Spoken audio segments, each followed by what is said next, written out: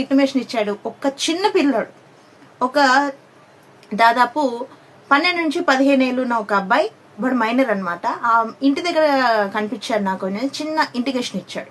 So వీళ్ళు CC కెమెరాలు వెతకడం జరిగింది. వెతికితే పోలీసులకి ఏం కనిపించింది అంటే ఆ అబ్బాయి ఈ బిల్డింగ్ పక్కన ఇల్లే అనమాట. ఇక్కడ అంతా ఒక మాట అంటున్నారు, ఏంటి అంటే మున్సిపల్ డిపార్ట్మెంట్ నామ్స్ పట్టించుకోకుండా బిల్ చేసిన ఇల్లవి, సో దగ్గర ఉన్నాయని చెప్పేసి. ఒక మాట నేను అడుగుతానండి, ఇప్పుడున్న హైదరాబాద్ రేట్స్ కి మన మిడిల్ క్లాస్ వాళ్ళు బతకాలి అంటే ఇల్లులు అలా కట్టుకోకపోతే ఎలా కట్టుకుంటారు? ఈ ప్రశ్నకి చాలా మంది సమాధానం చెప్పాల్సిన అవసరం ఉంది. ఈ రేట్స్ కి ఏదైనా ఒక ఇన్సిడెంట్ జరిగింది అని అంటే దాని చుట్టూ ఉన్న నెగటివిటీస్ ని అందరినీ తీసి బయటేస్తా ఉంటారు. పెద్ద పెద్ద వాళ్ళు కూడా వింటున్నాను నేను ఈ మాట. This is very ridiculous thing, we have to stop it. So secondary thing ఏంటి అంటే ఆ అబ్బాయిని ఇన్వెస్టిగేషన్ కి తీసుకెళ్లారు.